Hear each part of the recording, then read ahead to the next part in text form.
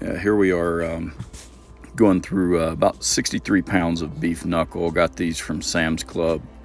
I think I paid $3.63 a pound.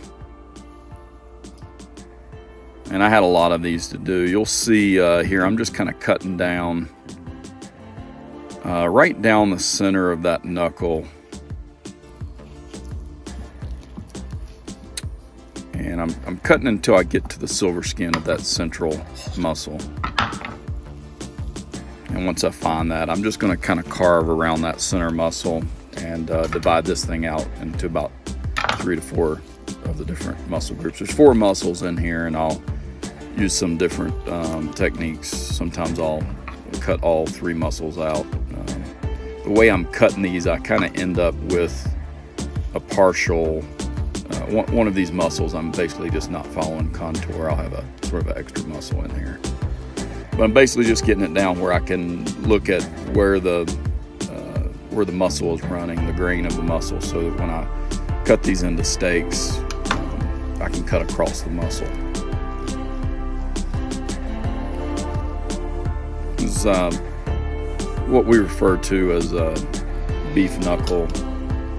I think on the package they're labeled as sirloin tip, but it's just what we always called a beef knuckle. It's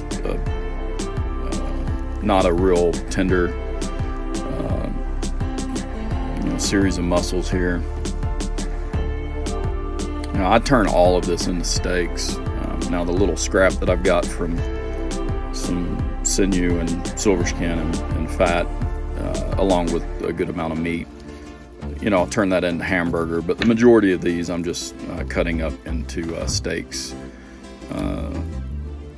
Stack them, wrap them in butcher paper, and bag them in the freezer. Now, this makes a lot of steaks. It really, I'm looking at my chest freezer. I'm like, man, I might need to go upgrade and get me another freezer there. But this just ended up being, like, in bulk, just a lot of meat. Partly because it's cut into steaks there. I didn't do a fabulous job right there at all. I'm sure, I'm not a butcher.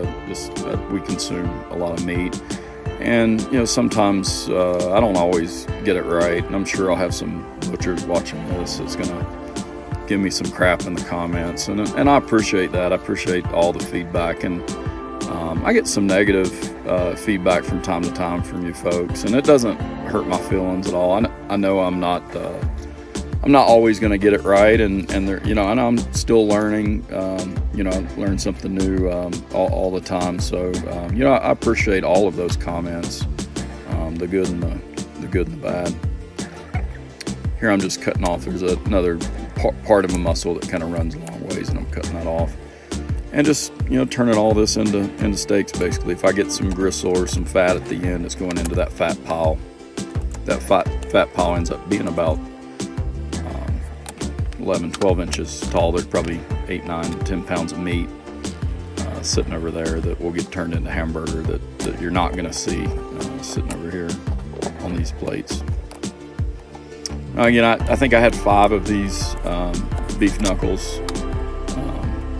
It was a lot of meat to go through, and it was a little bit of a daunting task because, to be honest with you, a 3-day weekend, I wanted to just kind of sit here and do nothing today, but I figured I'd get in here and do all these at the same time, so you could, actually see, what a case of beef knuckles, looks like cut into steaks. Again, these steaks aren't going to be tender. You can use some for stew meat, some for stir fry. If you're stir frying these, once you get them out if you choose to turn them into steaks like I'm doing here, get them out of the freezer. Once they're partially frozen, you can really slice that meat nice and thin. Just going through almost to the end here. Oh, I got one more sitting over there. I'm telling you, folks, this is a lot of meat. Now here you can see a lot of silver skin on that one. That doesn't bother me a bit. Now you may be the type where you don't. Now, and it's part of that'll tender up a little bit when you're cooking it. But again, that doesn't bother me too much. in times past, I've spent the time and like meticulously cut all that silver skin off. I'll tell you, it's a job. So you do however you want to do them. If you want to spend the time to perfectly trim all those up, then that's what I would do. And if you're okay, you know, accepting a little bit of that, then that's okay too. I've got a couple of these marinating right now.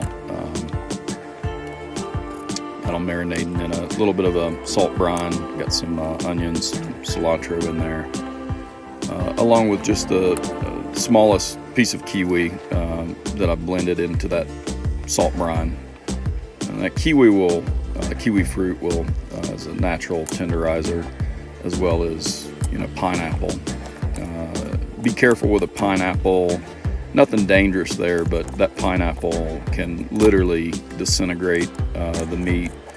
And what I would compare it to is almost the if you let it go too long in the pineapple, it's almost like almost a liver type consistency where the meat is literally falling apart. And so